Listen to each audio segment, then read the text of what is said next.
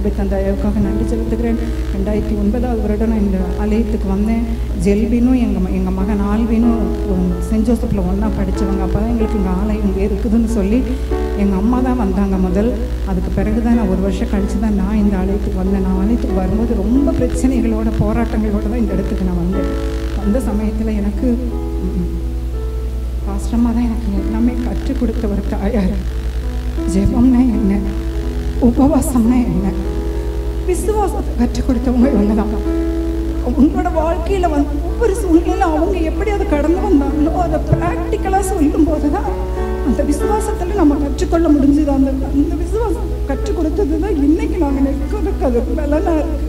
இன்றைக்கி எத்தனை போராட்டம் வந்தாலும் அதில் நின்று ஜெயிக்கிறதுக்கு பாஸ்டமாவுடைய ஜெபம் கற்றுக் கொடுக்கும். எந்த நேரத்தில் எந்த பிரச்சனை வந்துச்சுன்னா எந்த நேரத்தில் ஜெபிக்கணும், 10 to 12 ஜெபம் பண்ணுங்க, 12 to 1 ஜெபம் பண்ணுங்க. அந்த நேரங்களெல்லாம் சொல்லி கொடுத்து நல்ல ஒரு ஆலோசனை.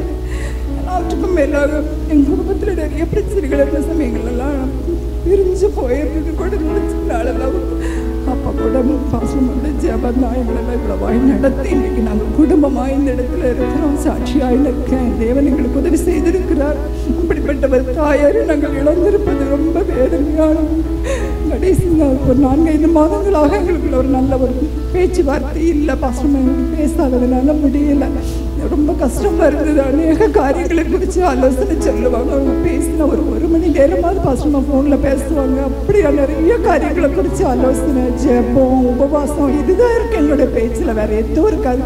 எல்லாத்துக்கு மேலே நிறைய வசனங்களை கற்றுக்கொண்டது நான் இங்கே வந்து தான்.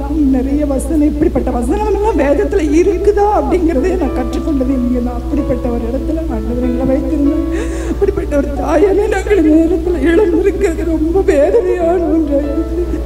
இனி நாங்கள் அவர்கள் பரலோகத்தில் தான் காண முடியும். இந்த நாட்கள் ஆண்டவர் தான் எங்களுக்கு உதவி செய்யணும். இந்த ஊழியத்தில் நாங்கள் இன்னும் அதிகமாக ஜெபித்து அநேக காரியங்களை செய்ய ஆண்டவர் எங்களை பலப்படுத்தணும். பாஸ்டரையாவும் பலப்படுத்தணும். ஜெபின் ஜோஸ் எல்லாரையும் ஆண்டவர் கூட இருந்து இந்த நாளில் ஆறுதல் படுத்த வேண்டுமாய் கொண்டு நாங்கள் ஜெபிக்கிறோம்.